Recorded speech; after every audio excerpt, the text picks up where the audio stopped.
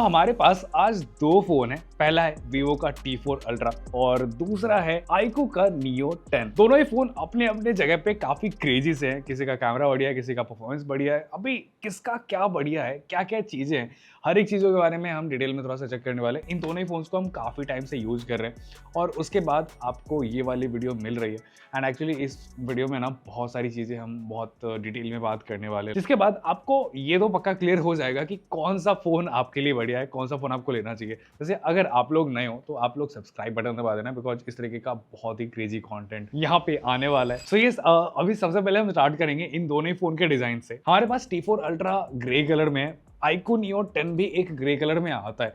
वो भी कलर काफी क्लासी दिखता है। ये थोड़ा सा फंकी लुक में आता है रेस ट्रैक पैटर्न के साथ। ये ऑरेंज कलर में अवेलेबल है। दिखने में दोनों ही फोन काफी अच्छे दिखते हैं, बट अगर मेरे से पूछोगे इन हैंड फील किस फोन का अच्छा है, तो नो डाउट यहाँ पे Vivo का इन हैंड फील बहुत अच्छा है। मतलब बहुत ही ज़्यादा स्लिम है, बहुत लाइट वेट है। मतलब स्लिम हो जाता है तो लगता है कि ये फ़ोन थोड़ा सा लाइट वेट है एंड हाथों में थोड़ा सा प्रीमियम सा तो नो डाउट फील होता है। इसका प्रीमियम होने का एक और रीजन ये है कि इसका जो बैक पैनल है वो ग्लास का आता है। वहीं पे iQOO का साइड फ्रेम, बैक पैनल सब कुछ पॉलीकार्बोनेट आता है, जो थोड़ा सा चीप सा फील तो देता है ग्लास के मुकाबले। अभी हमने स्लिमनेस और वेट की तो बात करी, लेकिन इसमें एक बहुत ही खास चीज है जो हमें ध्यान देना चाहिए। इस फोन में आपको मिलेगी 5500 mAh की बैटरी, बट इस फोन में है 7000 mAh की बैटरी। उस हिसाब से अगर आप देखोगे ना तो ऐसा लगेगा ये फोन ज्यादा बेटर है वेट मैनेजमेंट के मामले में। 7000 mAh की बैटरी के बाद भी ये फोन 8.1 mm थिक है और अप्रॉक्स 210 ग्राम की इसकी वेट है। वैसे डिजाइन की अगर बात कर ही रहे ना तो एक बहुत ही इंपॉर्टेंट चीज है,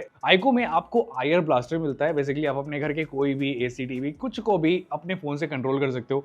वो चीज Vivo में मिसिंग है, होना चाहिए था। अभी अगर डिस्प्ले की बात करें तो Vivo में है क्वाड कर्व डिस्प्ले और iQOO में है flat display. Quad curve display no doubt flat display से बहुत ही ज्यादा बेटर दिखता है। मतलब नॉर्मली फोन को यूज कर रहे हैं या फिर कुछ भी कर रहे हो ना, तो ऐसा लगेगा कि Vivo का डिस्प्ले प्रीमियम तो दिख रहा है। iQOO में है 6.78 इंच का 1.5 के 144 हर्ट्ज एमोलेड डिस्प्ले और वहीं पे Vivo में मिलता है 6.67 इंच का 1.5 के 120 hertz AMOLED display. Vivo basically P3 colour gamete को सपोर्ट करता है, जिससे कलर एक्यूरेसी थोड़ी सी Vivo में बढ़ जाती है। रिफ्रेश रेट में दोनों का रिफ्रेश रेट देखोगे तो आपको ऐसा लगेगा iQOO का ज्यादा बेटर है, बट एक्चुअली में ऐसा नहीं है। नॉर्मली आप दोनों फोन को यूज करते हो ना तो ये तो मैक्सिमम 120 हर्ट्ज देता ही है।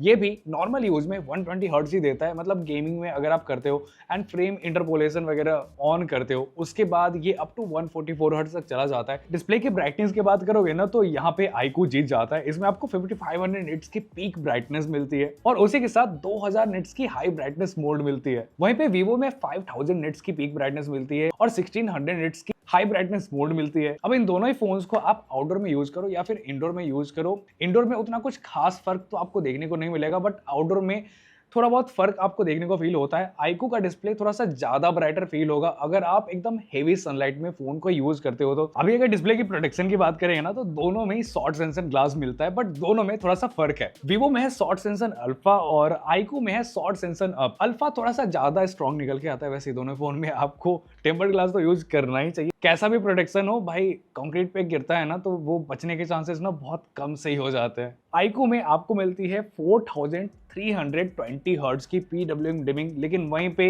Vivo देता है आपको 2160 हर्ट्ज की PWM डिमिंग। अभी Vivo का PWM भी काफी बढ़िया है, मतलब ऐसा नहीं है कि ये खराब है, बट यहाँ पे iQOO का थोड़ा सा ज्यादा बेटर निकल के आता है बिकॉज नंबर्स थोड़े से बड़े हैं एंड एक्चुअली में ये मैटर तो करता है अगर आप अंधेरे में यूज करते हो तो। देन अगर बाय चांस भी आप गेमर हो देन एक चीज आपके लिए और भी बहुत ज्यादा मैटर करती है, वो है टच सैम्पलिंग रेट। सो Vivo में है 300 हर्ट्ज का टच सैम्पलिंग रेट और गेस करो iQOO में कितना है। सो iQOO में Vivo का 10 टाइम्स ज्यादा 3000 हर्ट्ज का टच सैम्पलिंग रेट मिलता है, जो एक्चुअली में बहुत ही ज्यादा क्रेजी है। अभी देखो अगर आप ज्यादा गेमिंग नहीं करते हो देन इस चीज से आपको उतना फर्क तो नहीं पड़ने वाला है, बट अगर आप बाय चांस भी गेमिंग करते हो देन मेरे हिसाब से आप iQOO ही चूज करना। अब आते हैं मल्टीमीडिया पे, तो दोनों ही फोन में आपको HDR10 का सपोर्ट मिलता है। तो अगर आपको OTT पे मूवीज वगैरह देखने हो, सीरीज वगैरह देखने हो, देन आप फुल मजे ले पाओगे। अगर आपको YouTube पे भी कंटेंट देखना हो HDR वाले, देन आप 4K HDR वाले कंटेंट आराम से कंज्यूम कर सकते हो। दोनों ही फोन में आपको डुअल स्पीकर मिलता है। मैं आपको थोड़ा सा दोनों ही का साउंड एक्सपीरियंस कराने का ट्राई करता हूं।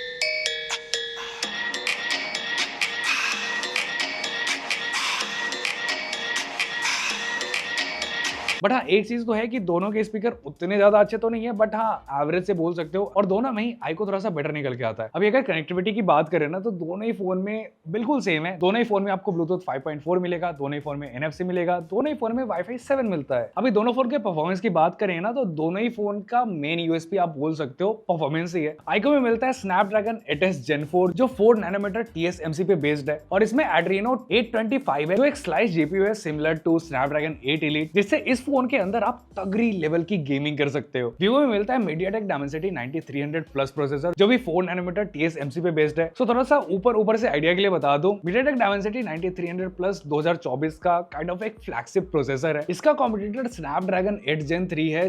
वैसे आईको में एक Q1 चिप मिलता है जो बेसिकली फ्रेम इंटरपोलेशन का काम करता है, जिससे गेमिंग एक्सपीरियंस आपको थोड़ा सा बेटर ये निकाल के देगा। आईको में लेटेस्ट रैम और लेटेस्ट स्टोरेज टाइप मिलता है। LPDDR5X रैम है और UFS 4.1 स्टोरेज टाइप है। वहीं पे वीवो में है LPDDR5 RAM, UFS 3.1 storage. Basically आईको इस मामले में थोड़ा सा ज्यादा फास्ट है। वैसे एक चीज आपको ध्यान रखना है, अगर आप आईको नियो 10 का 128GB वाला वेरिएंट लेते हो ना तो उसमें UFS 3.1 स्टोरेज टाइप मिलता है। वैसे हमने दोनों ही फोन में अब तक जितना भी गेमिंग करा है ना, हमने BGMI, COD और भी बहुत सारे गेम्स हमने इसमें खेले हैं। आईको के साथ थोड़ा सा ज्यादा बेटर रहा है बिकॉज इसमें थोड़ी सी बेसिक कूलिंग भी मिलती है, जिससे फोन थोड़ा सा कम हीट होता है और परफॉर्मेंस ड्रॉप होने के चांसेस बहुत ही ज्यादा कम हो जाते हैं। अभी परफॉर्मेंस के मामले में आईको थोड़ा सा ज्यादा बेटर हो भी जाए, बट जैसे ही बात आती है कैमरे की, वहां पे वीवो का पलड़ा भारी पड़ जाता है। आईको में बेसिकली डुअल कैमरा सेटअप है। इसका मेन कैमरा है 50 मेगापिक्सल का सोनी IMX882 कैमरा सेंसर जो OIS के साथ आता है, और इसमें एक अल्ट्रा वाइड लेंस मिलता है जो 8 मेगापिक्सल का है, और इसका फ्रंट कैमरा 32 मेगापिक्सल का रहेगा। लेकिन वहीं पे वीवो में आपको ट्रिपल कैमरा सेटअप मिलता है, जिसमें मेन कैमरा है 50 मेगापिक्सल का सोनी IMX921 कैमरा सेंसर जो OIS के साथ आता है, और इसी के साथ 3x OIS पेरिस्कोप लेंस मिलता है जिसमें है सोनी IMX882 सेंसर। इस फोन में भी अल्ट्रा वाइड लेंस 8 मेगापिक्सल का है और इसका फ्रंट कैमरा 32 मेगापिक्सल का है। अभी हमने स्टूडियो लाइट के अंदर इन दोनों ही फोन से फोटो क्लिक करा, और इस फोटो को देखोगे ना तो यहाँ भी आईको बहुत ही तगड़ी टक्कर दे रहा है T4 अल्ट्रा को। T4 अल्ट्रा थोड़ा सा फेस को ब्राइट करने का ट्राई कर रहा है, जिससे थोड़ा सा लग रहा है कि हाँ ओवर सा थोड़ा हो गया। देन हमने स्टूडियो में और भी बहुत सारे जगह पे फोटो क्लिक करा जहां पे हमने स्टूडियो लाइट कोई नहीं लगा के रखी थी, नॉर्मल ट्यूबलाइट वगैरह ही चल रहा था। वहां भी आईको बहुत ही क्रेजी टक्कर दे रहा है T4 अल्ट्रा को, and most of the cases में आईको बेटर परफॉर्म कर रहा है। अभी अगर सेल्फीज की बात करोगे ना तो यहाँ पे दोनों फोन काफी अच्छे सेल्फीज ले रहे हैं, बट स्किन टोन के मामले में T4 अल्ट्रा बेटर निकल के आता है। चाहे इंडोर की सेल्फीज हो या फिर आउटडोर की सेल्फीज हो, T4 अल्ट्रा सेल्फी के मामले में आईको से थोड़ा सा ज्यादा बेटर है। चाहे वो कलर्स हो या फिर बोके वगैरह हो, कुछ भी हो, T4 अल्ट्रा बेटर सेल्फीज निकाल के दे रहा है। अभी अगर पोर्ट्रेट की बात करें ना तो आईको मैक्सिमम 1.5x एंड 2x यानी 35mm और 50mm पे फोटोज क्लिक कर सकता है, लेकिन T4 अल्ट्रा में एक टेलीस्कोप लेंस मिलता है जिसका फायदा ये होता है कि इससे आप 85mm और 100mm पे भी फोटो क्लिक कर सकते हो, एंड ये काफी क्रेजी फोटोज निकाल के देता है। तो अभी हम अपने ऑफिस के अंदर ये वीडियो रिकॉर्ड कर रहे हैं दोनों ही फोन के कैमरे से। आईको का जो कैमरा है ना 1x पे थोड़ा सा रहता है, तो वो थोड़ा सा जूम्ड इन रहता है, ये आपको थोड़ा सा डिफरेंस पता चल रहा होगा। अभी हम दोनों ही फोन के कैमरे से 1x पे वीडियो रिकॉर्ड कर रहे हैं। यहाँ पे अगर क्वालिटी या फिर कलर्स का देखोगे ना तो ऐसा लगेगा दोनों काफी सिमिलर से वीडियो रिकॉर्ड कर रहे हैं। अभी आपको क्या लगता है वो नीचे कमेंट करके जरूर बताओ। आवाज भी इन्हीं दोनों के माइक से रिकॉर्ड हो रही है, एंड मैं स्विच करता रहूंगा जिससे आपको थोड़ा बहुत आइडिया लग जाएगा ऑडियो का भी। तो अगर दोनों ही फोन के एंट्रोटो स्कोर की बात करें ना तो यहाँ पे आईको नियो 10 वीवो से बहुत ही आगे निकल के आता है। वैसे ये दोनों ही फोन एक दूसरे को काफी टक्कर से दे रहे हैं। तो जब हमने CPU थ्रॉटल टेस्ट करा ना उस टाइम पे वीवो बहुत ही ज्यादा एक्सट्रीम हीट हो चुका था, लेकिन आईको बहुत ही कंट्रोल टेम्परेचर में था, मतलब थोड़ा सा वार्म से थोड़ा सा हीट के बीच बोल सकते हो। अब जब बात आती है बैटरी की तो भाई वहां पे आईको को टक्कर देना थोड़ा सा डिफिकल्ट सा हो जाता है, बिकॉज भाई इस फोन में 7000 mAh की बैटरी मिलती है। मतलब पावर बैंक रखने की आपको कोई जरूरत नहीं है, बस इस फोन को आपको लेके घूमना है। वीवो में है 5500 mAh की बैटरी, जो आईको के सामने थोड़ा सा बच्चा सा ही लगेगा। बैटरी के मामले में आईको के पास बहुत ही ज्यादा पॉइंट्स है, बिकॉज जहां पे वीवो आपको 1 दिन का बैटरी बैकअप देगा, ये फोन आपको 1.5 दिन 2 दिन का बैटरी बैकअप एकदम आराम से निकाल के देगा, हेवी यूजेस के बाद भी। अभी आईको के पास एक और पॉइंट इसलिए भी आता है क्योंकि वीवो में मिलेगा 90 वॉट का चार्जर, आईको में मिलेगा 120 वॉट का चार्जर। मतलब बैटरी तो बड़ी है ही और चार्जिंग भी भाई बहुत ही ज्यादा फास्ट है। अभी हम बात करेंगे कंक्लूजन की कि कौन सा फोन कैसा है, मतलब ओवरऑल क्या मुझे लगता है। सो मुझे जितना लगता है ना आईको के पास ज्यादा पॉइंट्स है, बिकॉज परफॉर्मेंस बहुत ही ज्यादा बढ़िया है, इसकी बैटरी भाई बहुत ही ज्यादा बढ़िया है, चार्जिंग बहुत ही ज्यादा क्रेजी है। वहीं पे अगर हम बात कर रहे हैं ना कैमरे की, तो ओवरऑल थोड़ा सा विन विन सा सिचुएशन आ जाता है। कभी वीवो ज्यादा बेटर निकल के आता है, कभी आईक्यू ज्यादा बेटर निकल के आता है, बट बहुत जगह पे मैंने ऐसा देखा कि आईक्यू ज्यादा बेटर निकल के आ रहा है। अभी बेसिकली आपको सेलेक्ट करना होगा कि आपको डिस्प्ले किसका ज्यादा बढ़िया चाहिए। अभी वीवो का डिस्प्ले मेरे को थोड़ा सा दिखने में ज्यादा बेटर लगता है, वीवो इन हैंड फील काफी ज्यादा बेटर दिख रहा है। अगर आपके लिए बैटरी उतना ज्यादा मैटर नहीं करता है, अगर आपके लिए लुक्स उतना ज्यादा मैटर नहीं करता है फोन का, देन नो डाउट आपको आईक्यू के साथ जाना चाहिए। लेकिन अगर आपको चाहिए कि आपका फोन थोड़ा सा ज्यादा खूबसूरत दिखे, तो आपको वीवो के साथ जाना चाहिए। वैसे आपको इसके बारे में क्या लगता है भाई, कमेंट करके जरूर बताओ। कुछ भी पूछना हो इन दोनों ही फोन्स के बारे में तो वो भी कमेंट सेक्शन में पूछ सकते हो। इसके बारे में और भी कोई वीडियो चाहिए वो भी कमेंट सेक्शन में बता देना। मैं मिलता हूँ नेक्स्ट वाली वीडियो में। अगर आपने अब तक सब्सक्राइब नहीं करा है ना, तो भाई फटाफट सब्सक्राइब बटन दबा देना। मैं मिलता हूँ नेक्स्ट वाली वीडियो में, तब तक के लिए बाय बाय।